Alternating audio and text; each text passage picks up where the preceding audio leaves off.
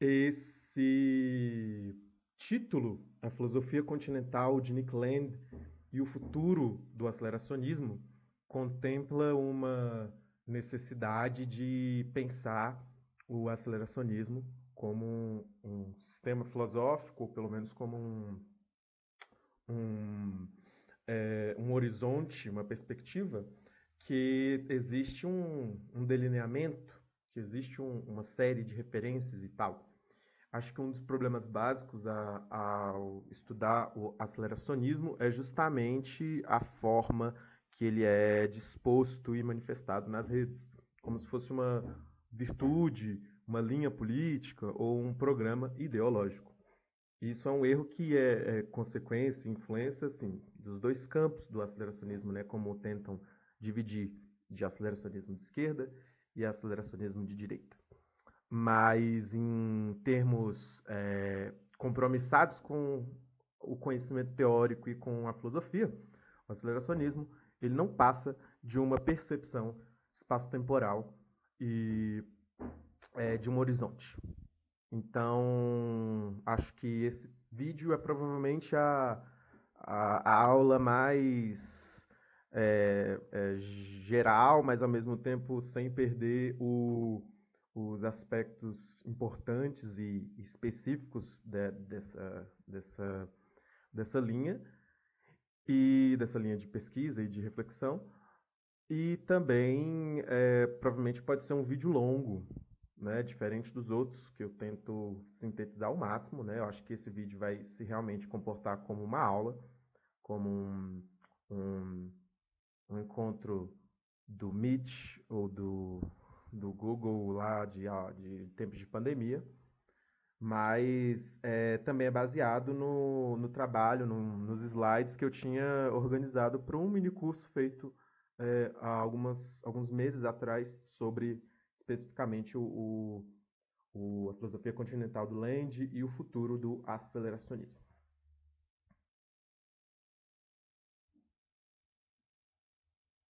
Talvez um dos melhores modos de introdução é entender a gênese e essa história que fica por trás e que fica às vezes um tanto sombria, às vezes até foge da esfera do real e do não real, né? Em que ponto as coisas realmente foram assim ou não. E isso tudo se dá porque o Nick Land e o CCRU adquiriram uma fama e uma divulgação assim de pensamento, ou pelo menos uma aceleração nas redes muito grande. Então, apesar deles serem ainda pessoas assim do underground, né, do nicho underground, comparado a outros autores, eles têm uma relevância, assim, um impacto nas redes sociais muito grande. E se a gente for traçar uma linha histórica, isso se dá justamente depois da proliferação de blogs de filosofia na década de 2000, que o CCRU já tinha um pouco de relação, e, enfim, depois Twitter, redes sociais, a forma que o próprio Nick Land virou uma persona no Twitter. Então, talvez a gente começar a pensar essa gênese ajude muito também a pensar como esse movimento se constituiu, como digitalmente ele se tornou tão divulgado e que hoje já vira tópico de vídeos ensaio, né? Como a gente viu recentemente naquele canal do sujeito que denunciou as NFT. O Ballard, em 71, falou: o que os modernos escritores de ficção científica inventam hoje, você e eu estaremos fazendo amanhã.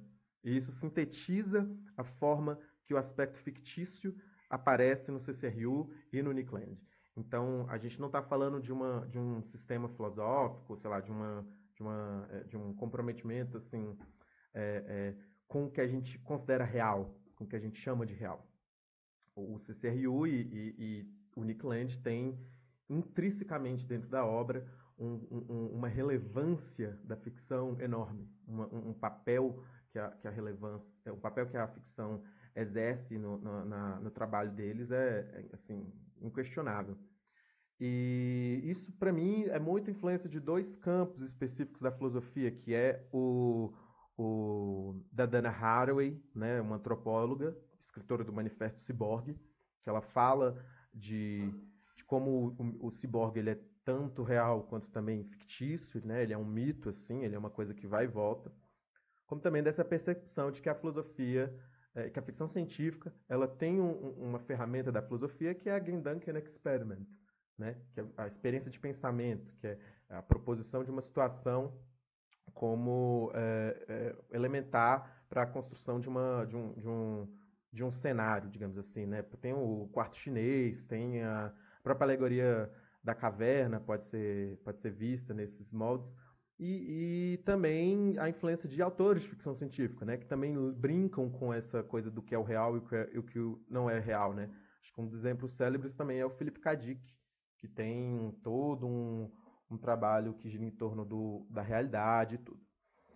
Mas nós estamos em Warwick, na Inglaterra, na década de 90, logo após um sujeito traduzir filosofia continental francesa da década de 60. O Warwick, na década de 80, 90, reuniu essas várias pessoas. Se eu não me engano, a tese do Land, assim, o final do doutorado dele ainda é em 80, que é sobre Heidegger e alguma coisa assim, não sei, não me lembro. E na década de 90, especificamente, esse grupo, né, essa entidade se forma sem algum comprometimento oficial, né? Então eles não participavam oficialmente, por exemplo, do departamento, né? Não era uma organização burocrata, administrativa, etc. Mas um grupo de sujeitos, um grupo de pessoas, um grupo de filósofos, estudantes de filosofia. A gente está falando de Mark Fisher, Sadie Plant, Brassier, Negarestani, Luciana Paris, enfim, um monte de gente que depois surgiu no cenário filosófico. E dentro desse turbilhão, o professor Nick Land, né? Essa figura que anos depois vai ser tratada como um Lord Sif, e que nesse tempo e continua sendo, né, um ser humano, um professor. Land era franzino, um homem de aparência frágil, com um olhar implacável, né, um iron gaze, uma voz suave, mas envolvente, e um ar impressionante de confiança intelectual. Muitas pessoas eram espertas, diz Grant, Ian Hamilton Grant, né, outro filósofo também desse período, que também fez parte do CCRU, que, se eu não me engano, foi o responsável por traduzir essas obras da filosofia francesa. Mas eu nunca vi ninguém tão capaz de destruir tão completamente uma tese. Robbie McKay, que também se tornou um dos alunos de Land, que também é o editor do Fanged Noumena, né, do livro dele, e esse pessoal todo ainda continua produzindo na filosofia, é uma história assim que segue, né? Nick estava sempre pronto a dizer não perca tempo lendo isso, mas ele já tinha lido tudo. Nós éramos uma flecha, praticamente não tinha desarmonia, não tinha ociosidade. Tentávamos não ficar distantes uns dos outros, ninguém se atrevia a deixar um parceiro na mão. Quando todo mundo acompanhava o ritmo de todo mundo, o elemento coletivo aumentava sua velocidade. Os escritórios de Land e Plant, Sad Plant, que era dos estudos culturais, no departamento também se tornaram núcleos do CCRU. Eles eram generosos com o seu tempo, disse Grant. E ele tinha boas drogas, Kank, embora tenha ficado meio sinistro aparecer por lá quando ele começou a viver no escritório. Tinha uma torre de potes de cup noodles e cuecas que ele lavava no banheiro dos funcionários, secando no aquecedor. Estão falando do Land. O campus de Warwick ficava aberto até tarde. Quando o departamento de filosofia fechava à noite, o CCRU partia para o bar da organização estudantil do outro lado da rua, onde Land pagava drinks para todo mundo, e dali para as casas um dos outros, onde a mente coletiva continuava a trabalhar. Era como a fábrica de Andy Warhol, disse Grant. Trabalho e produção o tempo todo. Esse tema me parece bem interessante porque realmente mostra como o CCRU, e a gente tem um livro do CCRU, né, que é o CCRU Writings, foi um organismo assim muito coletivizado, onde as pessoas produziam livremente, escreviam livremente, pensavam novas ideias e liam juntas essas obras, né? Esse turbilhão. E eu acho que é muito por isso que, para mim, comprova a relação muito íntima entre essas linhas aceleracionistas que hoje falam, né, de esquerda e direita, sendo que se a gente pega o aceleracionismo como o resíduo que sobra dessa produção teórica e desse conjunto de pensamento no CCRU, ele não ter esse programa ideológico restrito faz muito sentido, que a gente está falando de um grupo realmente como uma egrégora, né? Como uma consciência assim que essas diferentes pessoas começaram a construir. O CCRU se tornou quase um culto, uma quase religião, diz McKay. Eu saí antes dele terminar em Loucura Completa. Dois textos-chave para a unidade sempre foram o romance Coração das Trevas, do Joseph Conrad, e sua adaptação para o cinema Apocalipse Now, que tornava a conquista de seguidores para se retirar do mundo e da sanidade convencional parecer mortalmente glamurosa. Em sua sala no último andar, Land e seus estudantes desenhavam diagramas ocultos nas paredes. Grant disse que um regime punitivo de muito pensamento e bebida levou muitos membros a crises mentais e físicas. Land, mesmo depois do que mais tarde ele descreveria como talvez um ano de abuso fanático da sagrada substância da anfetamina e insônia artificial prolongada, dedicada a práticas fúteis de escrita, sofreu um colapso no final de 2000 e sumiu da vista do público. Existem muitas pessoas que relacionam esse período de insanidade, de loucura, né, com essa guinada do Land, essa fuga para a China, etc. Mas eu não sei. Realmente acho que a minha resposta é não sei, pois não estava lá. Então, em 2000, se a gente for fazer uma genealogia do aceleracionismo, né, uma história do aceleracionismo, a gente teve a proliferação do CCRU, e aí o momento de produção íntimo, né? A gente teve eventos onde o Nick Land e a Sadie Plant apresentaram textos juntos, onde o Land apresentou Meltdown, onde o Fischer também começou os trabalhos de produção dele. A gente teve todo esse caldeirão na Inglaterra. E em 2000 a gente tem um fim do CCRU, um fim não oficial, porque a gente está falando de uma coisa que nunca foi oficial, que nunca existiu. Né? O Departamento de Filosofia de York depois fala que ele nunca não tem como dar a existência desse grupo, né? Ele nunca existiu aqui, eles falaram. Mas, como sabemos, né, como as pessoas relatam, em 2000 a gente teve o fim desse grupo, o fim desse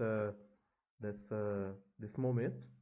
Land vai embora, a Sad Plant também dá uma mega renegada com tudo isso. Até que em meados de 2010, aí, e óbvio, essas pessoas continuaram escrevendo, continuaram produzindo, enfim, o Mark Fisher, especificamente, ele continuou tendo um trabalho assim de produção. E aí ele foi se aproximando não, ele sempre foi, mas tipo, ele foi adentrando mais no ramo de uma produção de reflexão mais voltada à esquerda, assim, e tudo. E ele tem esse blog, o K-Punk, onde ele escreveu muito do que ele, anos depois, viria a trabalhar mais. O Alex Williams e o Nick Snirsek, eles têm um contato com esse blog a partir de 2013, e aí eles lançam um manifesto aceleracionista, né? Um manifesto que é uma obra de aceleracionismo de esquerda. Então a gente pode perceber que esses três, né, tanto o Mark Fisher quanto o Alex e o Nick, estão aí dando um revival no que a gente chama de aceleracionismo, mas ao eixo da esquerda, né? Óbvio, com influências assim super irrelevantes de Nick Land e de todo mundo que veio antes. Como resposta, e não sei se dá para dizer como resposta direta, mas como também é parte dessa breve história, o Nick Land, também em meados de 13, 14, ele lança o Iluminismo Sombrio, o Iluminismo das Trevas, o Dark Enlightenment, o texto que coloca ele no lugar do Lord Sith, da Alt-Right, o mentor sombrio dos novos movimentos, da direita alternativa, da direita sombria, enfim. É o texto que quebra o homem, né? Que joga o homem para um outro lugar. E eu não concordo com isso, claro. E aí, para mim, assim, eu também elencaria como uma parte, uma historiografia do aceleracionismo, que é meados de 2015, 2016, né, o trumpismo e os presságios de uma política hiperticional. Eu acho que é bom definir assim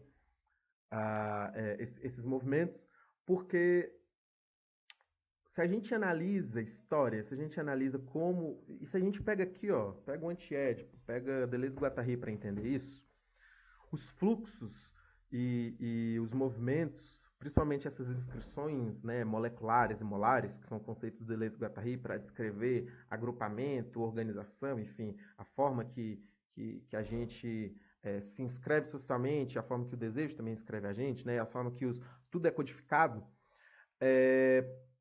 A gente teve movimentos de esquerda radical em 2008, por aí, né? A gente teve o Occupy Wall Street, a gente teve é, é, a florescência dessas teorias anarquistas, autonomistas, anarquismo pós-esquerda, enfim, todo um cenário assim de radicalismo de esquerda, né, de extrema esquerda.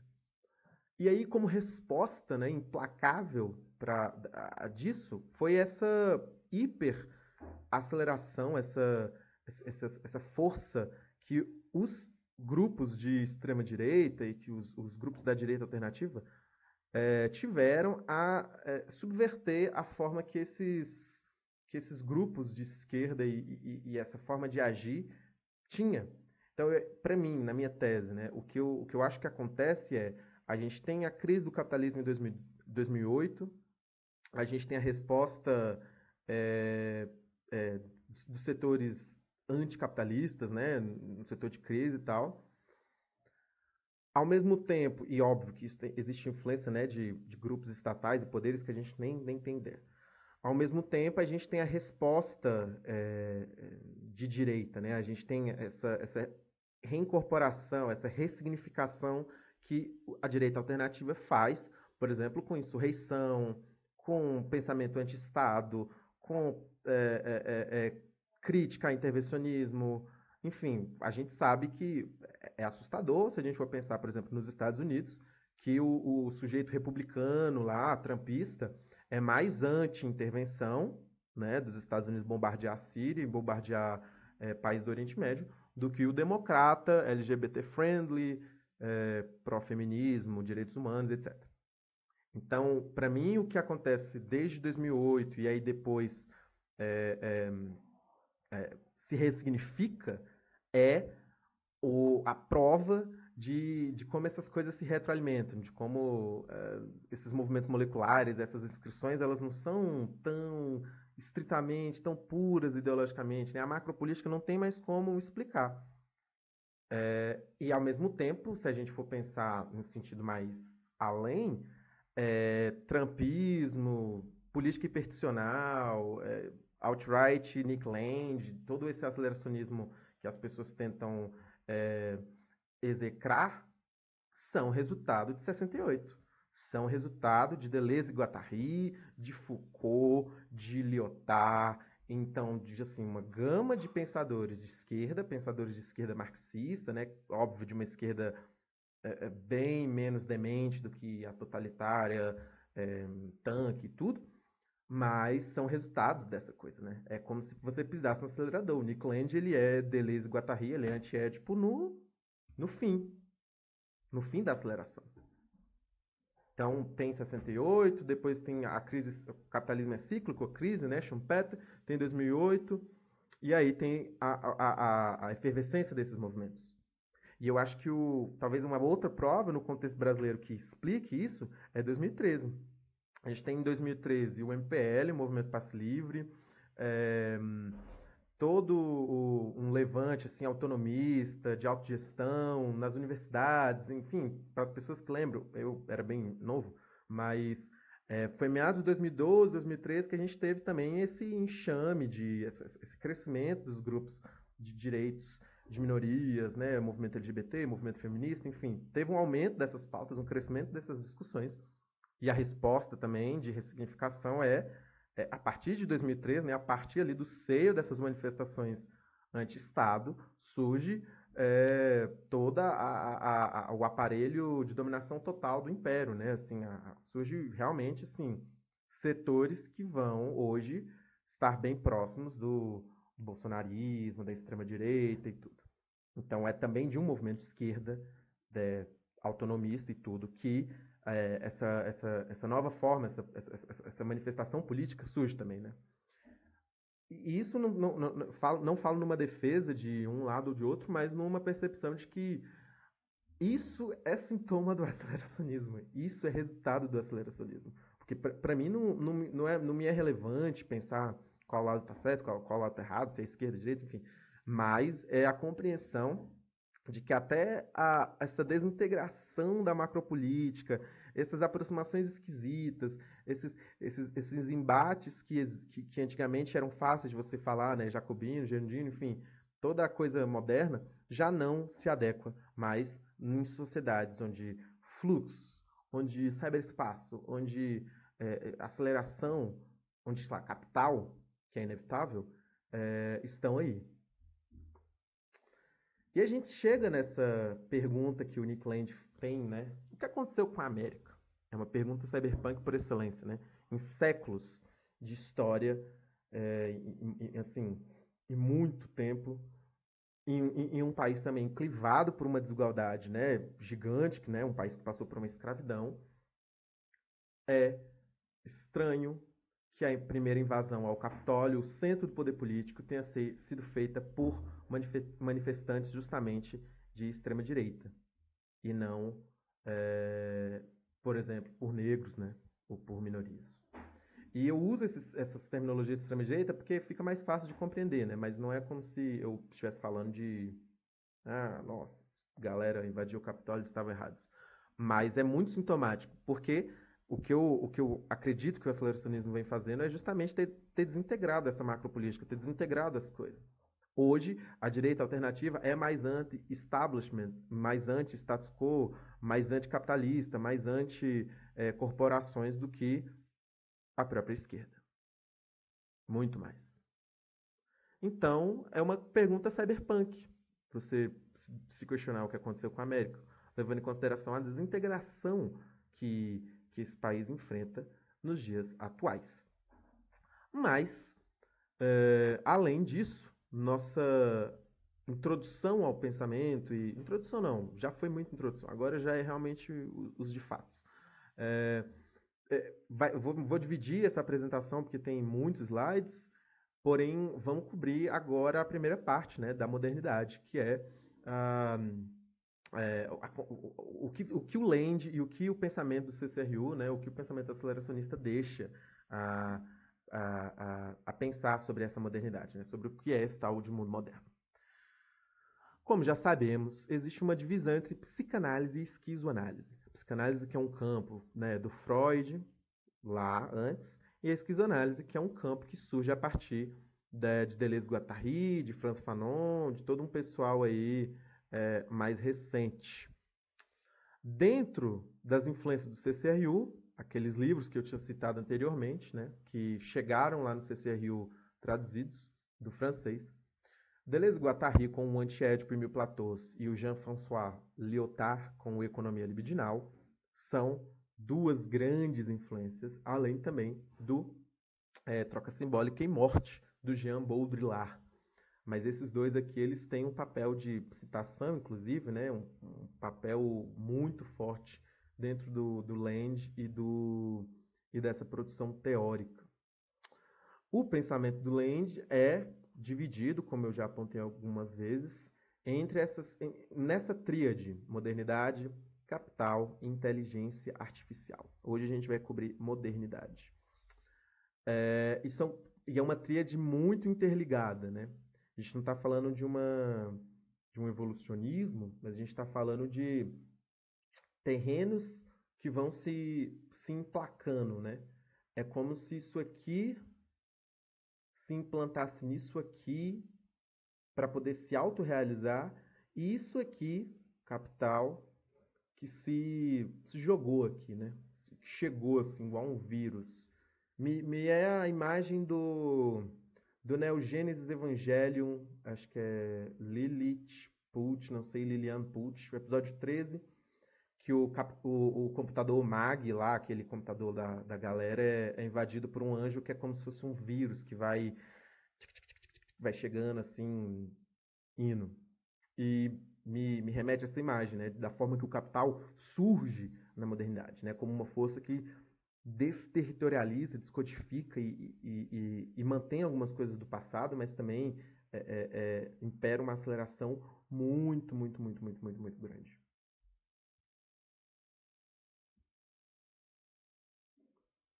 Para o Land, como eu já falei em alguns outros vídeos, Kant ele é um personagem muito importante porque é, ele tem um problema, ele deixa uma herança difícil para a filosofia, que é a herança do correlacionismo.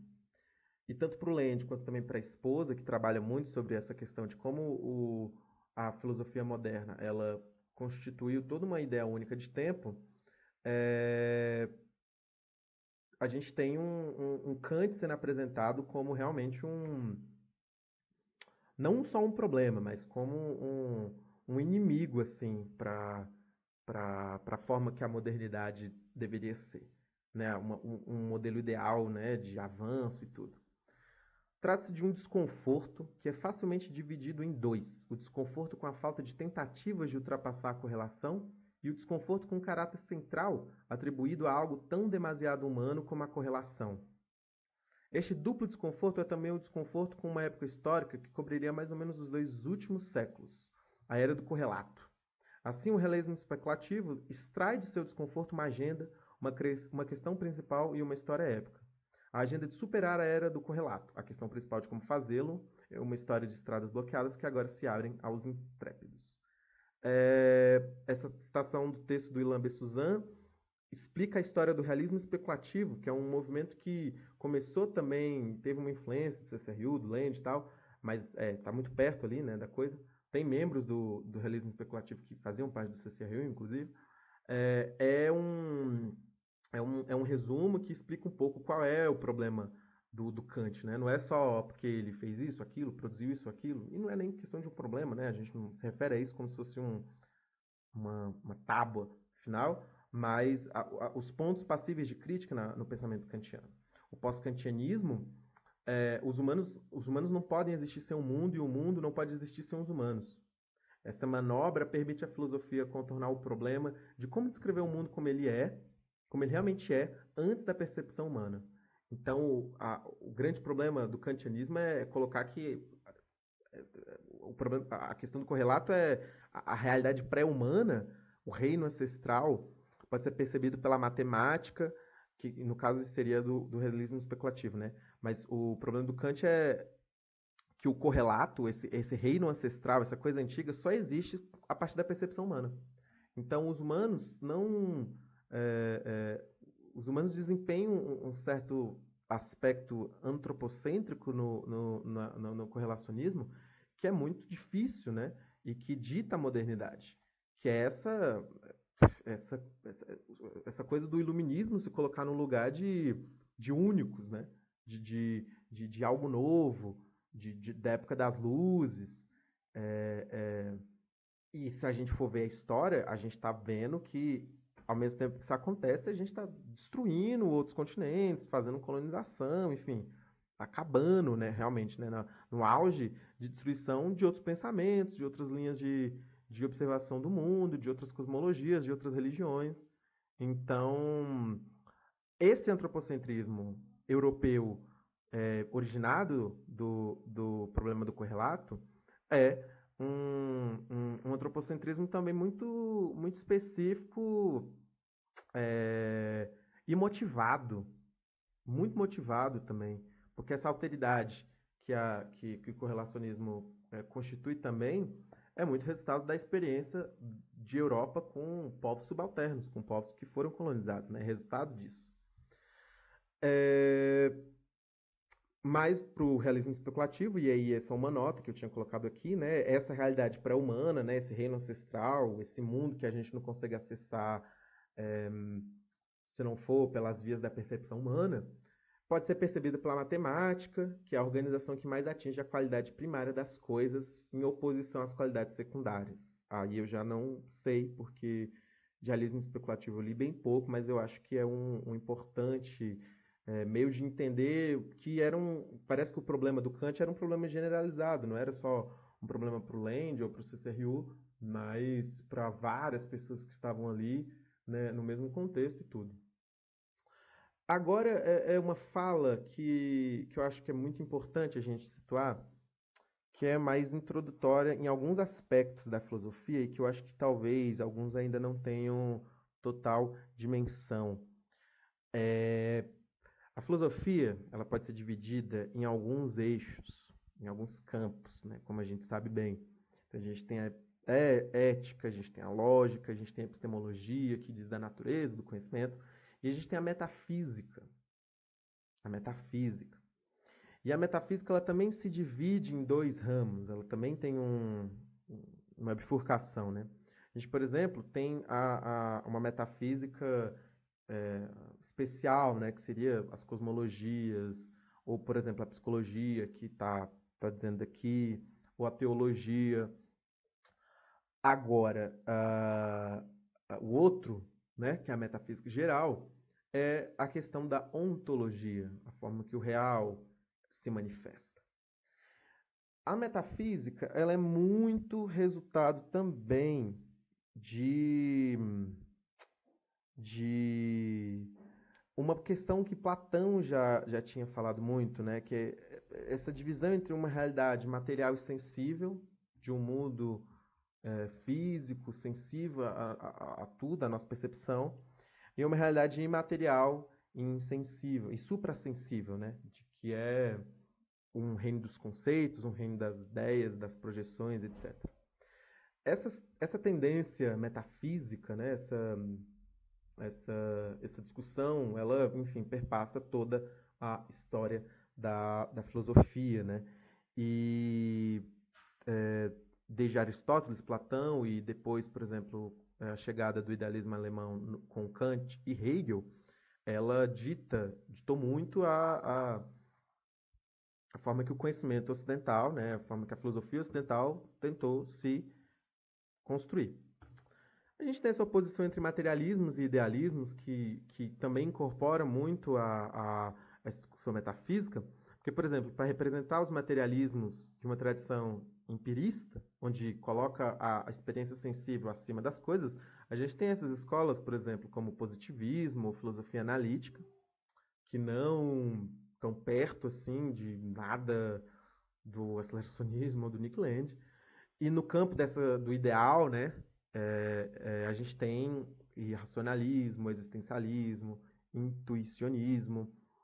A gente tem essa outra dimensão filosófica, né, de escolas. Esse esquema é um esquema que eu usei também para representar um pouco o problema do correlato, né? O problema do que a filosofia do Kant estabelece. Já tem um vídeo só sobre Kant, então não sei se vale muito a pena se prender tanto, mas a gente tem aqui uma forma de sensibilidade, né? A gente tem a percepção que é o produto dessa forma de sensibilidade, que é condicionada por uma temporalidade específica e por um espaço específico. Então, espaço e tempo é muito importante dentro dessa questão da forma que o sensível chega, que as sensações chegam. Mas antes dessa forma de sensibilidade, o que a filosofia kantiana também estabelece é que a gente tem um número, a gente tem a existência dessa coisa em si, a gente tem o algo que existe por si só. Porém, a existência desse algo, ela é comprovada a gente via essas sensações, que dentro do projeto consciente, dentro da maquinaria cerebral e sei lá, espiritual, a gente produz essas percepções. A partir dessas formas de entendimento de dentro, e aí a razão ela impera uma influência enorme, se produz o fenômeno, que é a coisa para nós. Isso é curioso, porque é o grande esquema assim, de síntese desse correlacionismo, e que é o grande alvo de críticas justamente do Land. Tanto no sentido dessa questão do espaço-tempo, quanto também dessa de que é impossível o númeno ser acessado. Porque o nome do título dele é Fanged Numena, né? Númeno com presas. É uma referência a como o número desempenha um papel importante dentro dessa coisa. E aí, se a gente for seguir na linha dessa crítica, a modernidade ela é a era onde o pensamento kantiano e onde toda a questão do correlato continua, e continua muito forte, onde se sobrepõe é, é, esse aspecto que a filosofia moderna tá arquitetando acima de muitas coisas e chega a influenciar a forma de organização política, simbólica. Né? Os Estados modernos incorporam a política também, né? Incorporam esse, esse correlato, essa forma de se entender o mundo.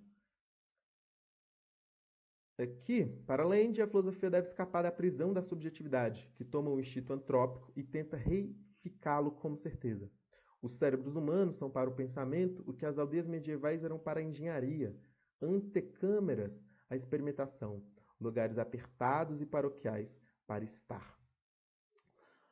Em termos gerais, ao usar Kant e usar essa crítica à modernidade, o que o Land vai estabelecer como uma nova filosofia continental pode ser resumida nesses 3 pontos. Historicamente é muito pessimista, porque tem essa influência de Nietzsche, Freud, Bataille e Schopenhauer. Tematicamente é psicanalítico, embora ele também não tenha mais nenhum apego com a psique ou por exemplo, com a análise, né? E metodologicamente é genealógico, diagnóstico e entusiasta pela acentuação da intensidade que levará à insurreição do delírio anegóico, ao delírio anegóico, né? Por que ele vai usar a psicanálise? Porque é com a psicanálise, é com a esquizoanálise que o Land vai resolver, né? Vai corrigir essa questão kantiana. Ele vai, enfim, jogar isso aqui para outro lugar, de que, na real, o inconsciente, ele é, nos termos de Deleuze-Guattari, produtor, ele é outra coisa, ele é o desejo maquínico que explica as formas que a gente está situado e tudo. A psicanálise é utilizada para o redirecionamento da crítica porque ela sempre examina a primazia do sujeito, que é constituído pela filosofia como um sujeito racional cartesiano-kantiano, e o substitui pelo sujeito da análise, uma superestrutura sobre e após o inconsciente. É o processo primário, o inconsciente, que se engaja com o mundo da matéria. O Land, ele vai se alinhar com o materialismo, ele vai se apegar a um materialismo, mas um materialismo completamente diferente, né? É um materialismo como o próprio Deleuze-Guattari tem, um materialismo transcendental, é uma coisa assim que não tem um apego à forma que o Ocidente constituiu o sujeito racional, kantiano, de que o interior, o ego, ele está acima, né? O sujeito está acima das coisas. A alteridade se constitui assim, eu, outro, né? O eu só existe a partir da negação do outro. Mas um inconsciente de produção, um inconsciente de fábrica, de usina, né? E que a matéria vai se alinhar a partir disso, que é um inconsciente transcendental, que está no Deleuze-Guattari. Não dá para traçar de forma nenhuma um pensamento transcendental do Land, né? Na verdade, sim, não vou falar que não de forma nenhuma, porque há discussões, né?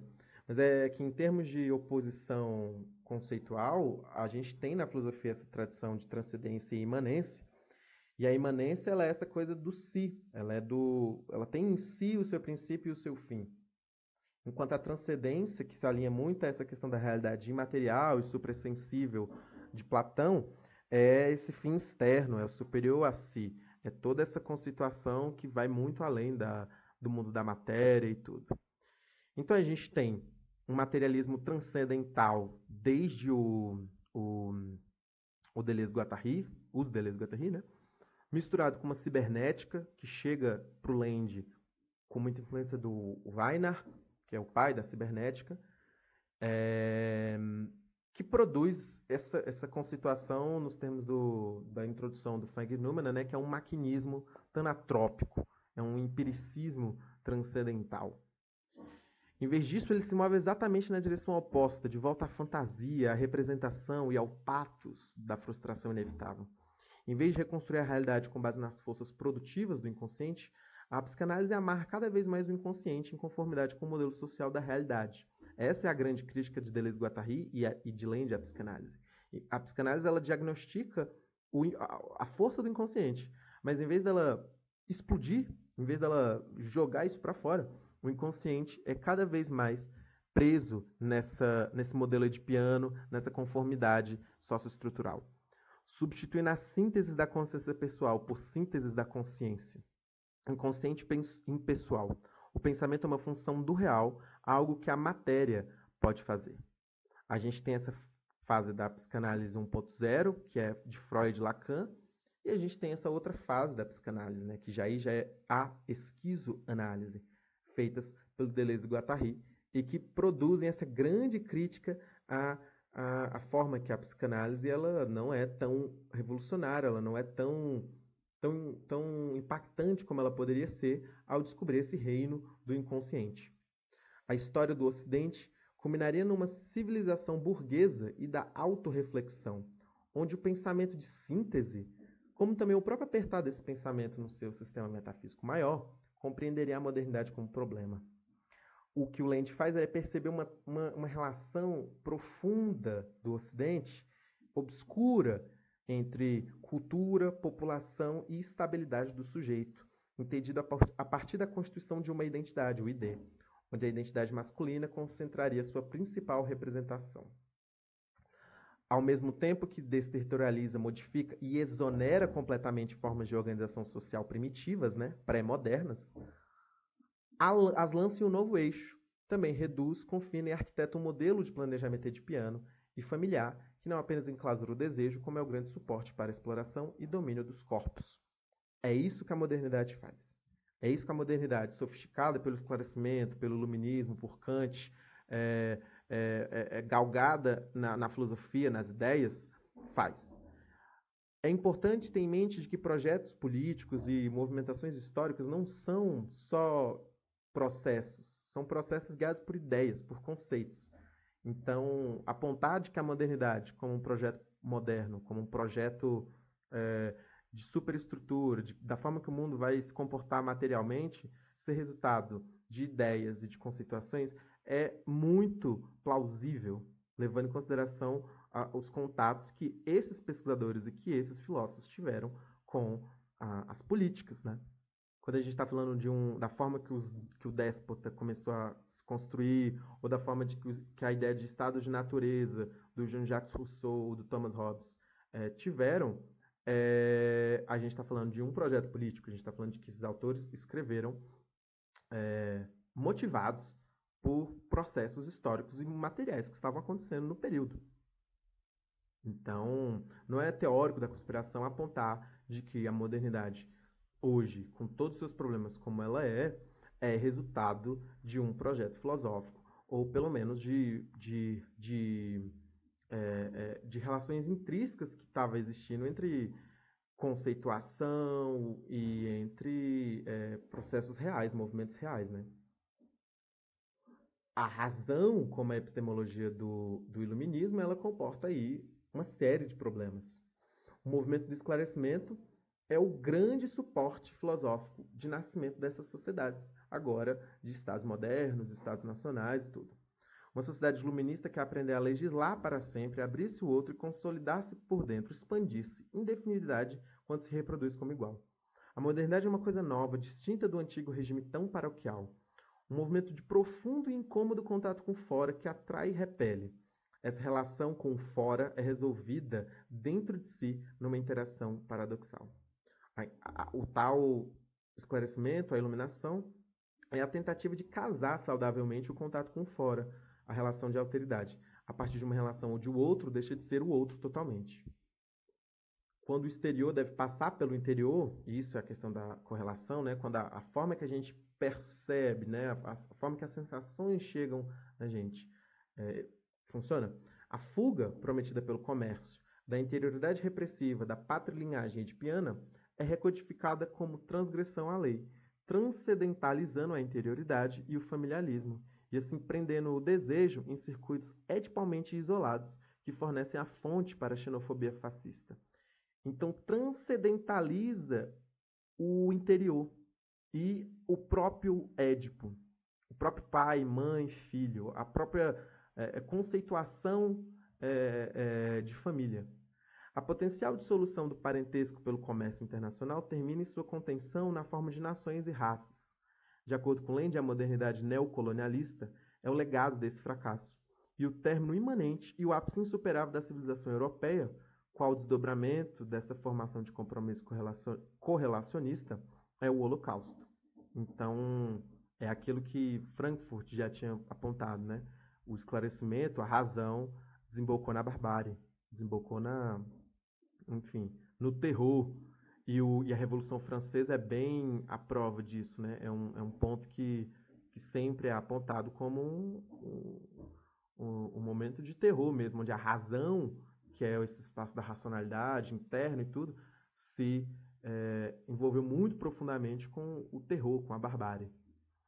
Então, concluindo a nossa primeira parte de como a modernidade funciona e de como isso vai influenciar muito profundamente a percepção do Land sobre capital e sobre a forma que a esquizofrenização ocorre, a gente tem essa conceituação do sistema de segurança humano, que é basicamente essa força, essa organização, essa estrutura que, por meio de vários sentidos, por meio de vários eixos no mundo moderno, né, na modernidade,